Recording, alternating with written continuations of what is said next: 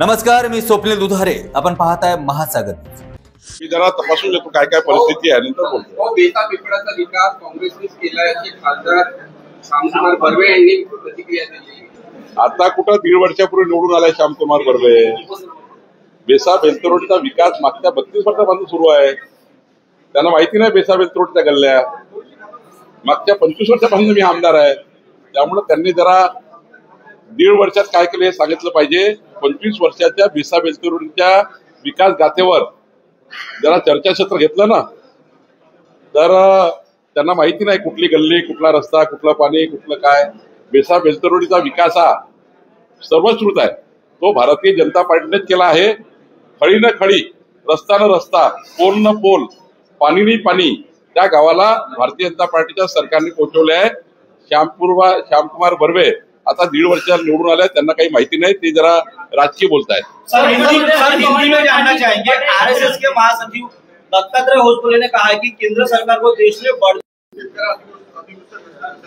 माननीय देवेंद्र फडणवीस जी, एकनाथ शिंदे जी, अजित पवार जी, आमच्या सर्व सरकारच्या माध्यमातून 32,000 कोटी रुपये हे रिलीज करण्याचा निर्णय माननीय मुख्यमंत्र्यांनी वेगवेगळ्या पूरग्रस्तांना दिला.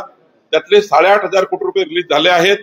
नागपूरला सुद्धा जवळपास 450 कोटी रिलीज झाले आहेत. अमरावतीला झाले आहेत. ज्या ज्या जिल्ह्याला ते झाले आहेत त्यातून शेतकऱ्यांच्या जे अॅग्री स्टॅकवर अकाउंट आहे त्याच्या माध्यमातून जात आहे. काही 20% शेतकरी आहे जे अजूनही आपल्या केवायसीच्या माध्यमातून त्यांना द्यावे लागतील. पण केवायसीच्या पोर्टल आता सोमवारी सुरू होणार आहे.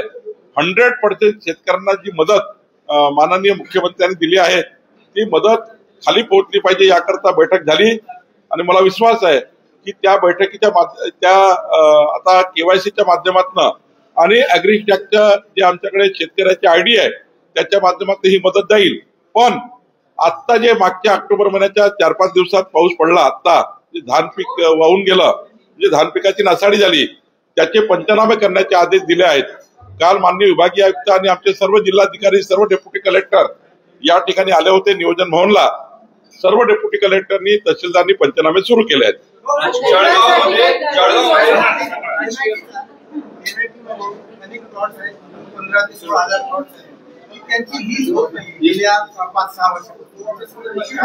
आता लीज रेग्युलाइज करण्यासाठी जे जिल्हाधिकाऱ्याला आम्ही अधिकार दिले आहेत त्याचे लीज रेग्युलाइज करण्याकरता ज्या अडचणी होत्या त्या आता पूर्ण झाल्या आहे. मला वाटतं 7 तारखेला माझी याची बैठक आहे लीजच्या रेग्युलाइज करण्याच्या. त्या बैठकीमध्ये हा निर्णय करू. कारण लीज रेग्युलाइज करणं ही जनतेची जबाबदारी आहे. जनतेने जर पटापट अर्ज केले तर लीज रेग्युलाइज करू. काही त्याची अडचण नाही आहे. सर्व अडचणी आम्ही सोडवल्या. राजकीय प्रश्न आहेत. किशोर पाटील जे आमदार आहेत त्यांनी असा आरोप केला, शिवसेना शिंदे गटाचे आमदार आहेत त्यांनी असा आरोप केला की एकनाथ शिंदे उपमुख्यमंत्री यांनी 1 वर्षात 1 रुपया दिला नाही आणि काही निधी मिळत नाही असं शिंदे गटाचे सत्ताधारी विचार केले. याला धरून तुला 500 अंकाने जळगावचा विचार केला तर अध्यक्ष हा शिवसेनेच्या बसू शकतो.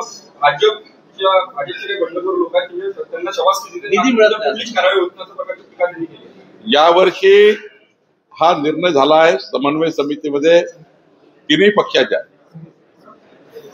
की ज्या ठिकाणी मागच्या वर्षी ज्या आमदारांना, जे जुने आमदार आहेत जे रिपीट झाले आहेत त्यांना मागच्या वर्षी जो नगरविकास, ग्रामविकासकडनं पैसा दिला आहे त्यांना यावर्षी त्यांचे प्रस्ताव न घेता जुन्या प्रस्तावाला निधी दिला आहे. जे जुने प्रस्ताव आमच्या जे आपले पूर्व आमदार होते त्यांना दिलेले आहेत. त्यांना नवीन कामं घेण्यापेक्षा जुने काम पूर्ण करायचे असं सांगितलेलं आहे. नवीन आमदार जे निवडून आले आहेत त्यांना यावर्षी निधी दिला आहे आणि जुन्या आमदारांना जुन्या कामावर पैसे त्या ठिकाणी सरकारने दिलेले आहेत. असा निर्णय आमच्या सरकारमध्ये झाला की जुन्या आमदारांनी आपल्या जुन्या प्रकल्पावर खर्च करून ते काम पूर्ण करायचे. नवीन जे आमदार आहेत त्यांना नवीन निधी द्यायचा.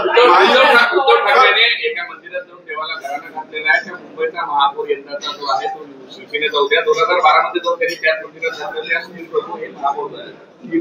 असं आहे, परमेश्वराला गारानं सांगणे, परमेश्वरासमोर नतमस्तक होऊन विजयाकरता संकल्प करणे हे ठीकच आहे. पण निवडून आल्यावर मात्र देवाला विसरणे आणि जनतेलाही विसरणे